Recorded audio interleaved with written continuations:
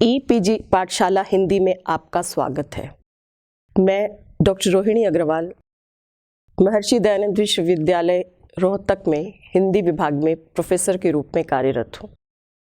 आज हम प्रश्न पत्र स्त्री लेखन के अंतर्गत कठगुलाब में निरूपित इको फेमिनिज्म विषय पर चर्चा करेंगे।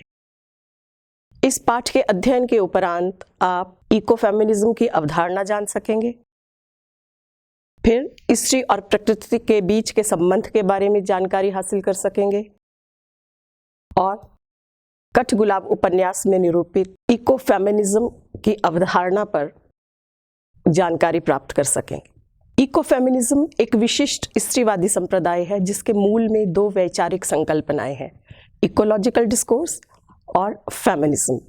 इकोलॉजिकल डिस्कोर्स अर्थात पारिस्थितिकी विमर्श, और पारिस्थितिकी विमर्श का अर्थ है प्रकृति की चेतावनियों को सुनकर मनुष्य द्वारा अपनी गलतियां सुधारने, लाभ और लोभ की गोद में पली बेलगाम लालसाएं पूरी करने और प्रकृति के साथ सामंजस्यपूर्ण समन्वयात्मक संबंध स्थापित करने की चेतना।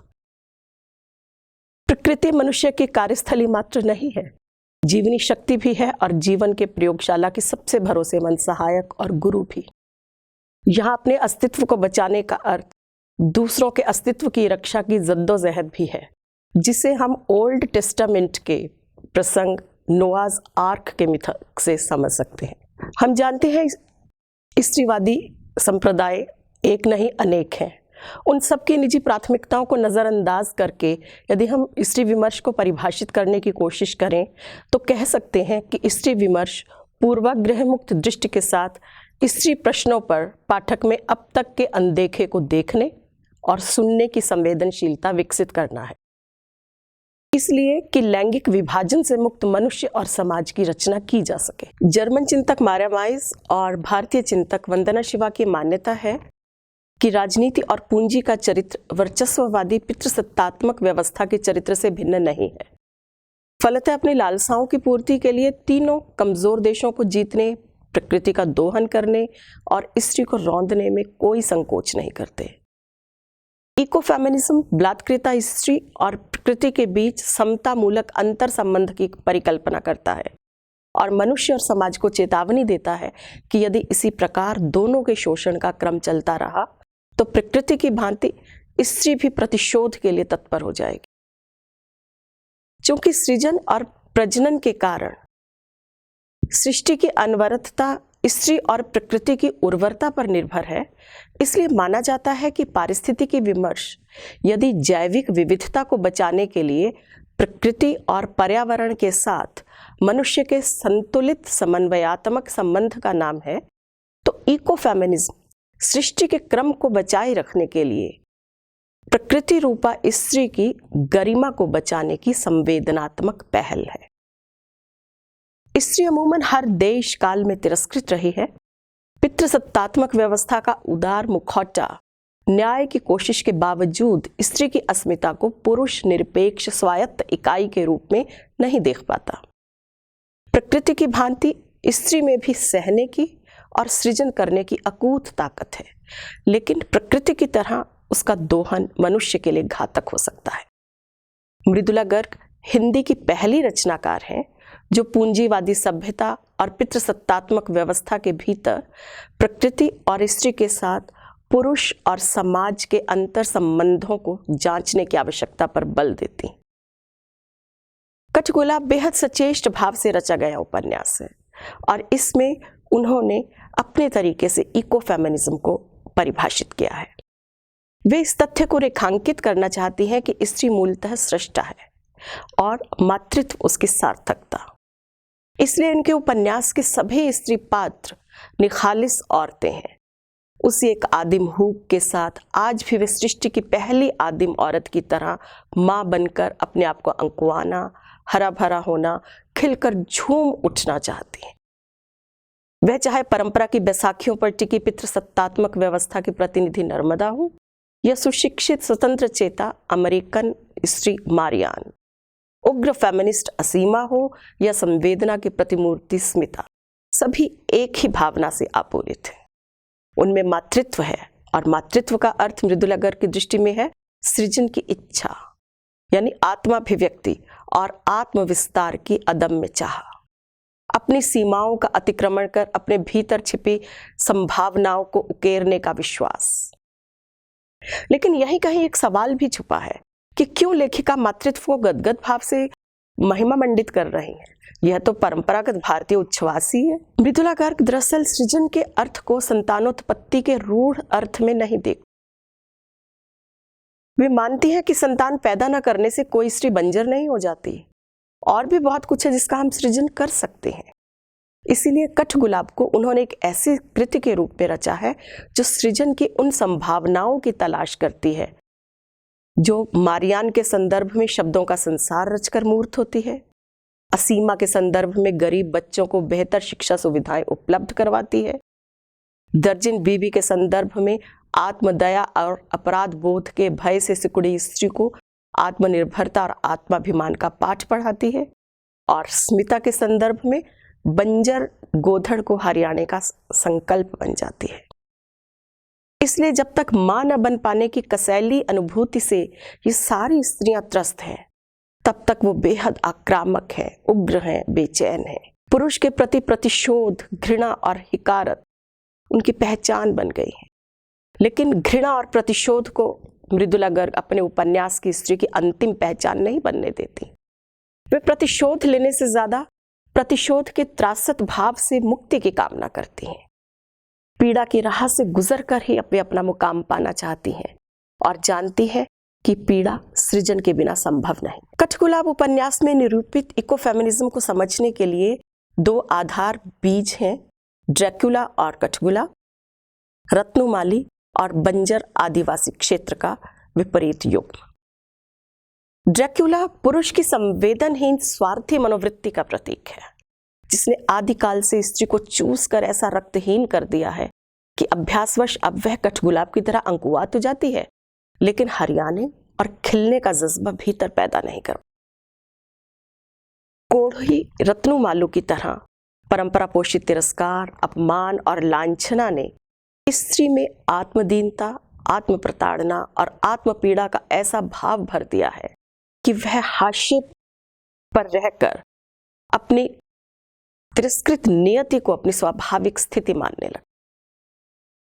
लेकिन रत्नु कोई साधारण इंसान नहीं है, वह माली है, यानी प्रकृति का सहचर, प्रकृति के रहस्यों का जानकार। बेशक वह कोढ़ी है, लेकिन कोढ़ कोई अभिशाप तो नहीं, एक बीमारी है जिसे सही इलाज, सेवा और आत्मविश्वास की दीक्षा द्वारा ठीक किया जा सकता है। उससे घृणा करने का अर्थ है धरती को बंजर बनाना, और उसे स्वीकारने का अर्थ है प्रकृति को सदाबहार बना देना। स्मिता को लगता है जब तक पति प्रेमी पुरुष द्वारा दिए गए मानसिक आघातों को कोढ़ समझकर वह और उस जैसी स्त्रियां अपने आप को मथती रहेंगी, चींथती रहेंगी, तब तक समूची धरती से इस जिंदगी की एक एक सांस नष्ट होती रहेगी।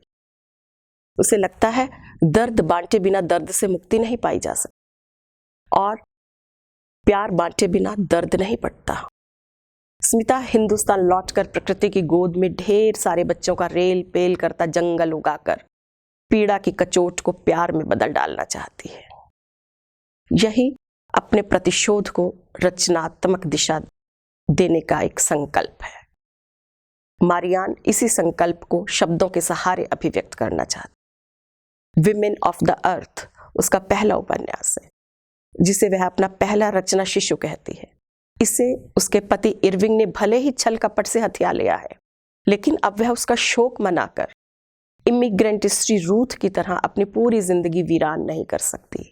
वह संकल्प दृढ़ है कि उसे अब ढेर से उपन्यास लिखने हैं, ताकि अपनी और अपनों की पीड़ा वह सब में बांट सके और उनके दुख को, उनके दर्द को हल्का कर सके। लेखिका मृदुला गर्ग का फेमिनिज्म दो अवधारणाओं से बंधा है। एक, दर्जिन बीबी का जीवन दर्शन कि हम औरतें हैं, हमें माफ करना आना चाहिए। दूसरा, स्मिता की आकांक्षा युक्त पीड़ा कि क्यों अमेरिका प्रवास के दौरान हमेशा उसे कठगुलाब ही याद आता रहा। ये दोनों अवधारणाएं दरअसल क्षमाशीलता और सौहार्दपूर्ण तरलता यानी स्त्री की शक्ति और अपेक्षाओं को एक स्तर पर एक साथ समझने की संवेदनशीलता है। मृदुला गर्ग ने दर्जन बीबी को ऐसी चरित्रगत उदारता, लोचशीलता और परिपक्वता दी है कि वह औदात्य की सीढ़ियां चढ़ते चढ़ते एक मनुष्य मात्र न रहकर एक संस्था बन गई है।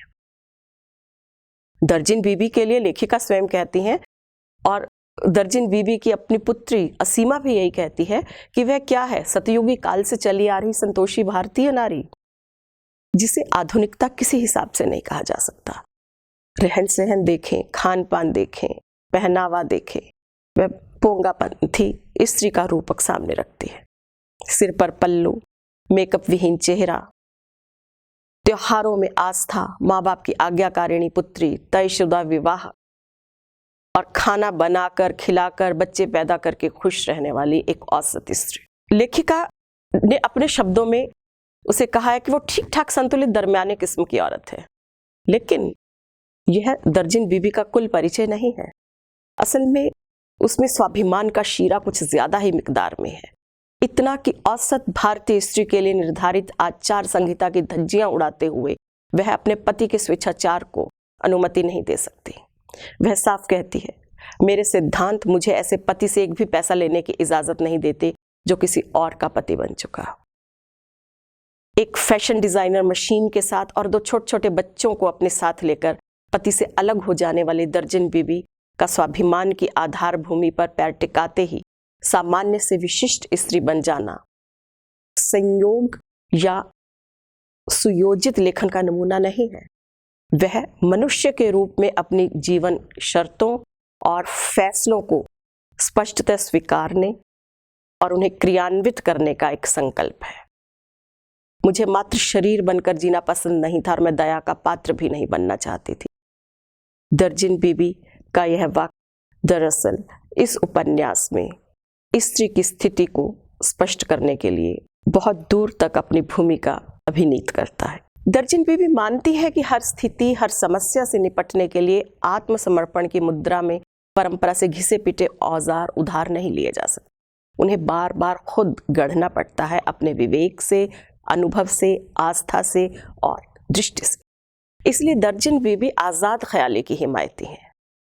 वे अपनी पुत्री असीमा की बंद सोच को दुरुस्त करती हैं और साथ ही साथ अपने जीवन दर्शन की अभिव्यक्ति भी करती हैं, जिसे एक वयस्क और सकारात्मक सोच के साथ ही पाया जा सकता है। दर्जन बीबी को हम किसी भी सांचे में फिट नहीं कर सकते, लेकिन अपने आप में वह इतनी सघन और मूल्यवान है कि पीड़िता के रूप में हाशिए पर न रहकर प्रेरणा पुंज का रूप ले लेती है। मुझे देख, 20 बच्चे हैं मेरे, तभी इतने विश्वास के साथ कह सकती हूँ, एक बच्ची मेरा काम संभालेगी, एक मेरी चिता को आग देगी, बाकी सम्मानजनक जीवन जिएंगी। किसी की खातिर मुझे कल्पने की जरूरत नहीं है। स्वाभिमान की प्रतिमूर्ति बनकर दर्जन बीबी अपने आप को उपन्यास में अविस्मरणीय पात्र के रूप में, दर्जन बीबी ऐसा कोई दावा नहीं करना चाहती कि शुरुआत धमाकेदार होनी चाहिए तभी सफलता मिलती है। वे मानती हैं कि शुरुआत होना ही अपने आप में एक बड़ी चीज है। ठीक उसी तरह से जैसे बच्चा पहला कदम उठाता है और फिर एक बार जो उठा लिया तो रुकने का नाम नहीं लेता। वक्त के साथ सारी गतियां नाप लेने को स्वयं ही व्यग्र हो उठता है। इसलिए वे चाहती हैं धीरज और ताली, यानी उत्साहवर्धन का भाव। हैरत नहीं कि पूरे उपन्यास में असीमा अपनी मां के सामने बौनी, सिकुड़ी और पराजित दिखाई पड़ती है। उसकी यह पराजय एक सुविचारित योजना के तहत एक और यदि उस खुर्राट फेमिनिज्म की धज्जियां उड़ाने के लिए इस्तेमाल की गई है, तो दूसरी ओर सारे नारों और दावों से परे उस फेमिनिज्म को प्रतिष्ठापित कर जाती है जो अपनी सार्थकता नारी मुक्ति में नहीं, मानव मात्र की मुक्ति में पाता है। और यही इस उपन्यास की बहुत बड़ी शक्ति है। अनिवार्य परिणति के रूप में स्त्री जीवन को आच्छादित कर लेने वाला मातृत्व महज एक निष्क्रिय स्थिति नहीं है, बल्कि एक पूरी पीढ़ी के साथ साथ पूरे समाज और काल को गढ़ने की जिम्मेदारी भी है। इसलिए मृदुला गर्ग स्त्री से वानरी मोह त्याग कर एक बुनियादी जरूरत के तौर पर मानवीय मूल्यों और दायित्वों को पहचानने का आग्रह करती है। ठीक वैसे ही जैसे तेज गति से घूमते चाक पर कुम्हार की उंगलियों के कोमल स्पर्श से एक नई आकृति जन्म लेती है, ठीक वैसी ही सतर्क और कोमल भूमिका है मां। असीमा के साथ दर्जन बीबी के संवाद और साहचर्य के जरिए मातृत्व की सैद्धांतिक की पुनर्रचना करते हुए लेखिका 21वीं सदी की जागरूक और व्यक्तित्व संपन्न मां की कुछ अनिवार्यताओं को इस प्रकार रेखांकित करती हैं। जैसे नंबर 1, तुम्हें आजाद ख्याल होना चाहिए, पहले से खुद को सीमाओं में बांधकर नहीं रखना चाहिए, क्योंकि बंद अनुदार दृष्टि हमेशा मानसिक वैचारिक रुग्णताओं को संक्रामक रोग की तरह फैलाती है। दूसरे, धीरज रखे बगैर कोई काम नहीं हो सकता, यानी स्थिति पर आवेगपूर्ण प्रतिक्रिया करने से पहले जरूरी है ठंडे दिमाग से गहन और पूर्ण छानबीन, क्योंकि अधीरता मनुष्य जीवन को कठिनतर बना देने वाली विवेकहीनता ही। तीसरे, दुश्मन को दुख पहुंचाकर खुश होना गलत है, खुद हमारी आत्मा के लिए नुकसानदेह है, यानी क्षमा और उदारता की पक्षधरता, जिसके मूल में हमेशा सक्रिय रहती है संवेदनशीलता और विवेकशीलता जैसी सकारात्मकताएं। चौथे, नर्मदा का हौसला बढ़ाने की बजाय यह क्या खटराग ले बैठी, अपनी बेटी को डांटती है वह, यानी बताना चाहती हैं कि राग द्वेष से मुक्त सहयोग, सहानुभूति और बंधुत्व के प्रसार की तत्परता मनुष्य में होनी चाहिए, जहां घटनाओं में बंधा अतीत, मृत संबंध या स्मृतियों में अटके दुखद प्रकरण महत्वपूर्ण नहीं रहे। मृदुला गर्ग इको फेमिनिज्म की मूलभूत पहचान बनाने के लिए 2 गुणों का विशेष रेखांकन करती हैं, और वे 2 गुण हैं हार्दिकता और आस्था। स्मिता तमाम क्रूरताओं, कड़वाहटों, मानसिक तनावों और नफरत के उन्मादों को झेलने के बाद बाहर से कठगुलाब की तरह सख्त और भूरी हो गई है, लेकिन वह अंदर से अभी भी कोमल है, नरम है, सदाबहार है, सिर्फ इसीलिए कि वह हार्दिकता और आस्था का आगार है। वह न केवल प्रकृति से जुड़ी है बल्कि प्रकृति का प्रतिरूप भी है। प्रकृति की तरह हर आघात को धैर्यपूर्वक सहकर खामोशी से अपना सफर तय करने वाली स्त्री। इसलिए एक और यदि वह शुगर मेपल के साथ हार्दिक संवाद स्थापित करती है। शुगर मेपल जो पश्चिमी देशों में पाया जाने वाला एक पेड़ है, जो फॉल के समय एकदम नग्न हो जाता है और फॉल से तुरंत पहले आने वाले पीक के दौरान वह अपने आप को अनेक रंगों में, सौंदर्य में, हर तरह की छटा में अपने आप को उभारता है। इसी शुगर मेपल के साथ आत्मीय बहनापा स्थापित करके लेखिका स्मिता की संवेदना की महीन परतों को पाठकों के सामने रखे। पीक के दौरान हर रंग और छटा को कसकर पकड़े रहने की उसकी बेताबी में कहीं हम स्मिता की लोभी प्रकृति की झलक देखते हैं, तो कहीं दूसरी फॉल के दिनों में शुगर मेपल की नंगी निचड़ी बलात्कृता देह समूची स्त्री जाति की लज्जा, पीड़ा और अपमान का प्रतीक बन जाती है।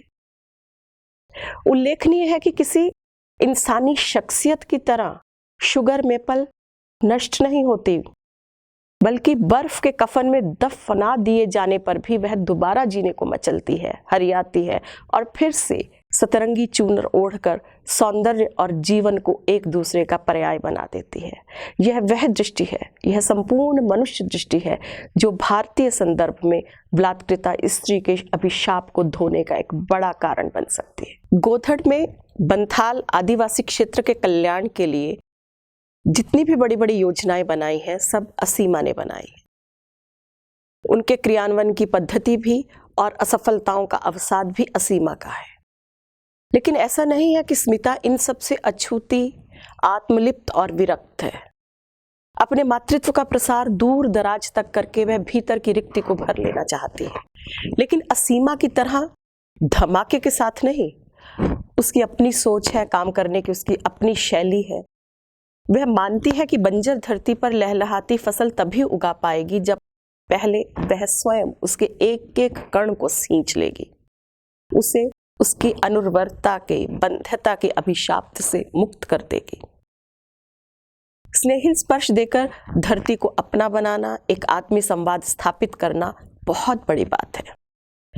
वह मानती है कि धरती की चाह बस इतनी सी ही तो है फिर वह प्रत्युत्तर में कितने ही कल्पतरु क्यों नहीं उगा देगी मनुष्य के लिए। स्मिता चूंकि स्वयं प्रकृति रूपा है, इसलिए उसका यह विश्वास निराधार नहीं है और ना ही उसकी एकल साधना अनदेखी अनछुई सी मिटती है। वह एक प्रेरणा और जनशक्ति का व्यापक रूप धर के उस बंजर प्रदेश को जिस प्रकार हरा भरा, गतिमय और संगीतमय करती है, वह उत्पीड़न के जवाब में सृजन की निष्कंप आस्था की आवश्यकता को ही रेखांकित करता है।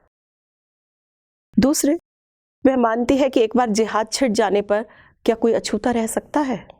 यही विश्वास है कि पूरे के पूरे गोधड़ प्रदेश की स्त्रियों को वह अपने अनुयायी नहीं, अपनी बहन बनाकर, अपनी सहभागी बनाकर उस बड़े आंदोलन में उन्हें साथ लेकर चलती है। असीमा की प्रारंभिक विफलताएं स्मिता की इस मंत्रविद्ध सफलता के बाद समाप्त हो गई। गोधड़ प्रकरण से गुजरते हुए बार बार इको फेमिनिस्ट वंदना शिवा का स्मरण आता रहता है, जो स्मिता की तरह स्त्री को शक्ति रूप में संगठित कर स्त्री और प्रकृति दोनों के उद्धार और मुक्ति का स्वप्न देखती हैं। तमाम उत्कृष्ट अनुभव साधनों पर स्त्रियों का एकाधिकार पुरुष को एकदम खाली, खोखला बनाकर छोड़ देता है।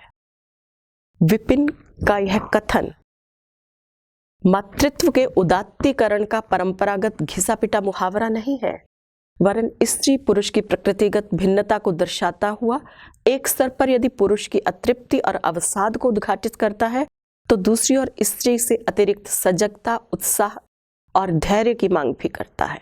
साथ ही मांग करता है संकल्प दृढ़ता की, क्योंकि स्त्री को सिर्फ अपने को ही नहीं बचाना है, अपनी कोख को भी बचाना है। सिर्फ अपने आत्मसम्मान की रक्षा नहीं करनी है, आने वाली पीढ़ी को भी यह संस्कार देना है कि वह दूसरों के आत्मसम्मान की रक्षा कर सके। बेशक उसके दायित्व दोहरे तिहरे हो गए हैं, लेकिन प्रकृति की तरह अपनी ही रचना को खाद बनाकर अंकुरित होना और फिर अपने ही अंकुर में अगली फसल के लिए बीज डालना स्त्री का ही दायित्व है।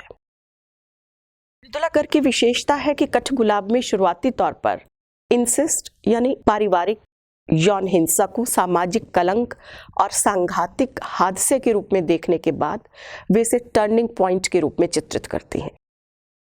आईनों और तेज रोशनियों से घबराकर पलायन कर जाने वाली स्मिता अपने को पहचानने के प्रयास में भीतरी कमजोरियों और वर्जनाओं से जूझती हुई एक ऐसी स्त्री के रूप में निखर कर सामने आती है जो आत्ममुग्धता और अपराध बोध दोनों ग्रंथियों से अछूती एक स्वस्थ ऊर्जावान स्त्री। स्मिता ही नहीं, उपन्यास की प्राय सभी स्त्रियां किसी न किसी रूप में बलात्कार की शिकार रही हैं। बलात्कार सिर्फ शारीरिक उत्पीड़न या सेक्सुअल स्वतंत्रता का अतिक्रमण नहीं है, वह भी है जो संस्कारों, वर्जनाओं और मर्यादाओं के नाम पर स्त्री को मानसिक, आत्मिक, नैतिक रूप से कमजोर बनाने के लिए सदियों से किया जाता रहा है। बलात्कार सिर्फ हिंसा और नग्न पाशविकता के रूप में ही नहीं उभरता, वह मीठी स्तुतियों और आकर्षक प्रवचनों का बाना पहनकर प्रकट होता है। इस बलात्कार के खिलाफ सदियों से तिलमिलाई नारी प्रतिशोध के लिए उठ खड़ी हो, एकाएक उठ खड़ी हो, यह कोई अनिवार्य नहीं। दरअसल यह एक क्रमिक प्रक्रिया है जो एक ध्रुवांत पर इस उपन्यास में हमें रूथ, एलोना, सूजन जैसी इमिग्रेंट स्त्रियों के मूक क्रंदन में दिखाई पड़ती है। उनका यह मूक क्रंदन प्रतिशोध के पहले चरण की नींव डालता है, जो उत्तरोत्तर मुखर रूप में दर्जिन बीबी, नर्मदा, स्मिता, मारियान और अंत में नमिता में भी देखा जा सकता है। दूसरे ध्रुवांत पर नीरजा जैसे अतिरेक की सृष्टि की गई है। असल में मृदुला गर्ग नीरजा को पात्र के रूप में नहीं, चेतावनी के रूप में गढ़ती हैं, ताकि समाज उसके हश्र को, उसकी कार्यशैली को देखकर अपनी दिशा और गति खुद अपने विवेक से तय कर सके। इसलिए नीरजा की मानसिक ऊसरता की यांत्रिक विकृति में परिणति और फिर उसके जरिए त्रासद भविष्य के संकेत देने के बाद उस सांचे को तोड़ना मृदुला गर्ग के लिए अनिवार्य हो जाता है। नीरजा में अपना अक्स देखने के बावजूद असीमा अपने आप को इतना लाचार नहीं मानती, क्योंकि ध्यान दें तो पूरे उपन्यास में किसी भी पृष्ठ पर वह अकेली कभी उभरती ही नहीं है।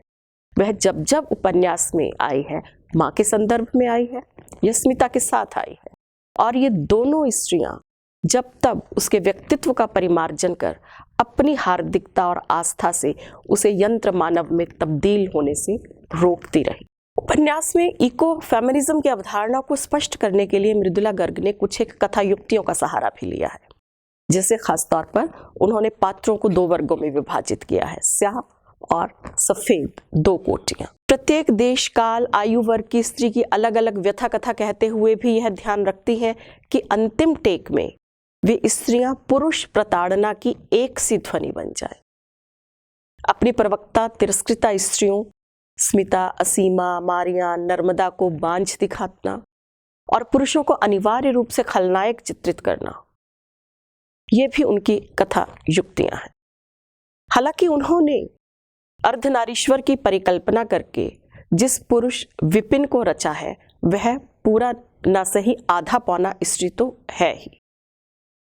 इसलिए मृदुला गर्ग पर टाइप्ड पात्रों को गढ़ने का आरोप लगाया जा सकता है, क्योंकि उनके स्त्री पात्र जिस सांचे से तैयार होकर निकले हैं, वह उन्हें स्वप्नदर्शी और भावुक बनाता है। यहां तक कि असीमा को देखें, वह असीमा जो हर पुरुष को कराटे किक देकर हरामी का खिताब देती है, वह अपने आप को कितना ही उग्र और आक्रामक के रूप में क्यों न प्रस्तुत करे, उस असीमा में भी हमें नारी सुलभ कोमलता और करुणा की अभिव्यक्ति मिलती है। उसमें वह नीरजा के विपरीत वह कहीं बेहद तरल और स्वप्नदर्शी भी है।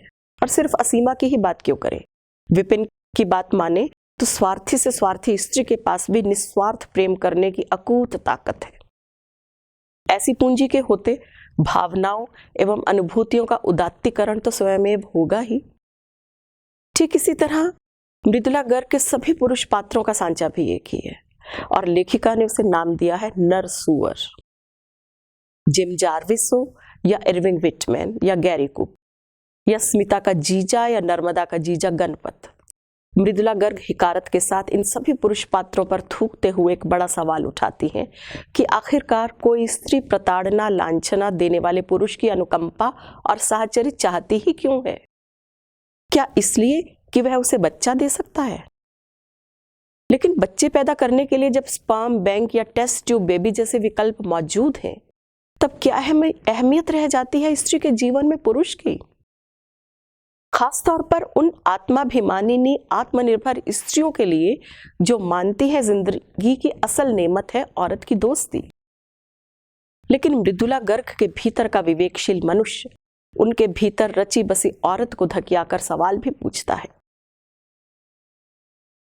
कि क्या लैंगिक इकाई में रिड्यूस होकर व्यक्ति अपनी मनुष्यता को अखंड पा सकता है? क्या स्त्री के शोषण के मूल में लैंगिक विभाजन को प्राकृतिक और जायज ठहराने वाली राजनीति नहीं है, जो एक और स्त्रियों में अपने ही शरीर और अस्तित्व के प्रति घृणा का भाव पोसती है, तो दूसरी और स्त्री को स्त्री के खिलाफ खड़ा करके उसकी रचनात्मक शक्तियों को नष्ट कर डालती? इसलिए मृदुला गर्ग की स्त्रियां आत्ममुग्धता से भी मुक्त है और अपराध बोध से भी। वे मानती हैं विशिष्ट लैंगिक भूमिकाओं में स्त्री पुरुष का विभाजन न उन्हें स्वस्थ जैविक इकाई बने रहने देगा, न संवेदनशील विवेकशील मनुष्य। पुरुष अपनी समग्रता को अधिनायकवाद में केंद्रित कर ले और स्त्री मातृत्व के बहाने प्रजनन की मशीन बनकर रह जाए, जहां संबंधों की ऊष्मा से भरा जीवन नहीं, वहां यांत्रिकताएं, विकृति और विघटन ही शेष बचते हैं। दरअसल नीरजा को गढ़ने के मूल में उनकी यही छटपटाहट सक्रिय रही है। बिना विवाह किए अधेड़ विपिन के साथ रहकर उसे बच्चा देने का अनुबंध स्वीकारती है। वह बोहेमियन प्रकृति की प्रयोग करने का कौतुक और संबंधों के पारंपरिक ढांचे के प्रति अनास्था, ये सब तत्व नीरजा के व्यक्तित्व की रचना करते हैं। लेकिन 2.5-3 बरस के संसर्ग के बाद भी संतान न दे पाना, अनेकानेक मेडिकल टेस्टों से गुजरने के बाद अपनी ही असमर्थता जानकर लगभग क्षिप्त और हठी हो जाना, मेडिकल विज्ञान की हर संभव तकनीक का सहारा लेकर अपनी बायोलॉजिकल अक्षमता को पलटने का संकल्प, पराभव, टूटन। नीरजा विपिन के साथ संबंध नहीं जीती, चैलेंज के साथ दिन ब दिन खुद को छीलती छींचती चलती है। उसकी जीत भरी पूरी शख्सियत यंत्र मानव में तब्दील हो गई है और फिर गिनी पिग में। मौसम का आह्वान, भावनाओं का ज्वार, मदन गंध से गंधाता विपिन, उसके लिए सब कुछ बेमानी है। सच और मानीखेज है तो उस एक पल की प्रतीक्षा जब उसकी मेडिकल रिपोर्टें इस बात की पुष्टि करें कि हाँ, अब वह इसे खास पल में मां बन सकती है। उसके लिए विपिन नहीं, विपिन का स्पर्म ज्यादा जरूरी है। इसलिए लेखिका और विपिन दोनों आतंकित हैं नीरजा के इस विघटन से। जब सायास निर्मम बनकर अपने बारे में बेबाक जानकारी दी जाती है, तब न तिलिस्म बचता है न साहचर्य पैदा होता है। मृदुला गर्ग नीरजा के बारे में अपनी बेबाक राय देती हैं, तो विपिन असीमा के कंधे पर सिर रखकर रो लेना चाहता है। नहीं, अपेक्षाओं के बावजूद स्त्री पुरुष संबंध का दारुण अंत इस बिंदु पर नहीं हो सकता। दुख से प्रतिस्थापित होकर मनुष्य अपने संवेगात्मक कोश को दिखाता है, लेकिन तकनीक से प्रत्यारोपित होकर वह संवेगात्मक रिक्ति का ही पर्याय बन जाता है। चयन, वर्ण, विस्मरण मनुष्य की नेमतें हैं जो यांत्रिकता और जड़ता को छिन्न भिन्न कर मनुष्य को मनुष्य यानी एक निरंतर गतिशील विकासशील प्राणी बनाते हैं। इसी मान्यता के कारण विपिन तमाम निराशा के बीच भी जीवन के उल्लास को चिन्हित करने में समर्थ। विपिन को अपना प्रवक्ता बनाकर मृदुला गर्ग मानो नीरजा की ही यांत्रिकताओं को समझा देना चाहती हैं कि संयुक्त स्मृति के उन अंशों को जो प्रासंगिक नहीं रहे हम अस्वीकार नहीं करेंगे तो जड़ हो जाएंगे, सोचने, विचारने, निर्णय लेने लायक भी नहीं रहेंगे, यानी मनुष्य नहीं रहेंगे। मनुष्य बने रहने के लिए संयुक्त स्मृति को संपूर्ण नहीं, चयन करके ग्रहण करना होता है। जाहिर है जैव वैज्ञानिक शोध के सहारे प्रकृति के विधान में हस्तक्षेप करना मृदुला गर्ग को पसंद नहीं। विज्ञान और पूंजी के गठबंधन ने उन्हें चिंतित जरूर किया है, लेकिन यह भी तय है कि भविष्य के प्रति उन्हें अनास्थावान नहीं बनाया है। कुल मिलाकर हम कह सकते हैं कि मृदुला गर्ग का इकोफेमिनिज्म इस तथ्य की ओर संकेत करता है कि स्त्री गुलाब, नीम का पेड़ या किसी भी सामान्य वनस्पति की तरह फूलने, खिलने और मुरझा जाने की समयबद्ध प्रक्रिया में नहीं बंधी। कठगुलाब की तरह सृजन की हजारों संभावनाओं से भरकर वह खिलने को तैयार है, लेकिन समय, समाज और सहचर की संवेदनात्मक तरलता और आत्मीयता का संस्पर्श पाकर ही। हर प्रकार की दैहिक भावनात्मक अवमानना उसकी रागात्मकता को, तरलता को अवरुद्ध करके उसके कोख को बंजर बना देगी।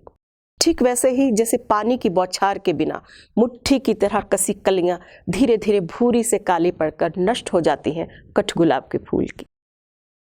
तब काठ में तराशे गुलाबों का अकूत सौंदर्य और खजाना संवेदनशील हाथों में जाने से रह जाता है।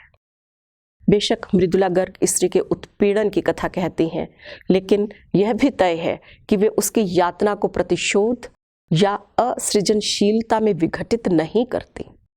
वे प्रकृति के साथ तादात्म्यकृत होकर स्त्री को भगिनीवाद के सूत्र में बांधती हैं और फिर अपनी जातीय अस्मिता को पहचानने और बचाने का संकल्प देती हैं। इस प्रक्रिया में यकीनन हर कदम पर उसकी लड़ाई पुरुष की सत्ता और वर्चस्व से है, लेकिन लक्ष्य भी यहीं से होकर गुजरता है, और वह है अपनी क्षमताओं और संवेदनाओं से पुरुष के अंतर्मन की सूखी कठोर जमीन को सींचकर नम करना, यानी पुरुष को पुरुष नहीं मनुष्य यानी अर्धनारीश्वर होने का संस्कार देना। मृदुला गर्ग का इकोफेमिनिज्म प्रकृति को स्त्री की शरण स्थली भी बनाता है और कर्मस्थली भी, लेकिन पितृसत्तात्मक व्यवस्था के शिकंजे से मनुष्य की मुक्ति का प्रयास नहीं करता। यह एक बहुत बड़ी बात है। वे मानते हैं कि स्त्री और प्रकृति की मुक्ति तब तक संभव नहीं जब तक अधिनायकवादी मानसिकता से मुक्त होकर स्वयं पुरुष अपने भीतर के मनुष्य का साक्षात्कार न कर। मृदुला गर्ग विपिन और स्मिता दोनों को प्रकृति रूपा यानी सत्य, संवेदनशील, समर्पित पात्रों के रूप में चित्रित करते हैं। इसीलिए दोनों की मुट्ठी में कठगुलाब के बीज है और दोनों बंजर को हरियाने में समर्थ हैं, लेकिन दोनों उन बीजों को अपनी अपनी मुट्ठी में दबाकर अपने अपने तई बिल्कुल अकेले हैं, रिक्त हैं, अपूर्ण हैं। मृदुला गर्ग इस स्थिति को उपन्यास के केंद्रीय सवाल के रूप में प्रस्तुत करती हैं कि सहचर सहमना ना हो तो क्या एक की संवेदनहीनता दूसरे के भीतर जड़ता का प्रसार नहीं करती? मृदुला गर्ग इको फेमिनिज्म में प्रकृति और स्त्री को समरूपा मानकर उन्हें पुरुष वर्चस्ववादी ताकतों के शोषण के खिलाफ खड़ा करने की मान्यता को बिल्कुल नहीं स्वीकारती। वे मानती है कि प्रकृति बेशक अन्याय का प्रतिकार करने हेतु पूरे समाज और समय से टक्कर ले ले, लेकिन स्त्री अपने घावों के साथ साथ प्रकृति के घावों को सहलाने का बीड़ा भी स्वयं उठाती है। यह मिल बांट कर अपने दर्द को कम कर लेने का नुस्खा है और अपने ही सहचर या कोख से उत्पन्न संतान की ज्यादतियों का प्रायश्चित भी। एक टीस भरी गहरी गूंज के साथ वे पाठकों और समय के लिए इस सवाल को अनुत्तरित छोड़ देती हैं कि स्त्री के घावों पर मरहम लगाने के लिए सहचर पुरुष का संवेदनात्मक हाथ कब आगे आएगा। बेशक स्त्री कभी बंजर नहीं रह सकती, लेकिन यदि उसकी कोख बंजर रह गई तो कौन इस नुकसान की क्षतिपूर्ति करे? यही इस उपन्यास का मूल उद्देश्य है और मृदुला गर्ग की इको फेमिनिज्म की अवधारणा। धन्यवाद।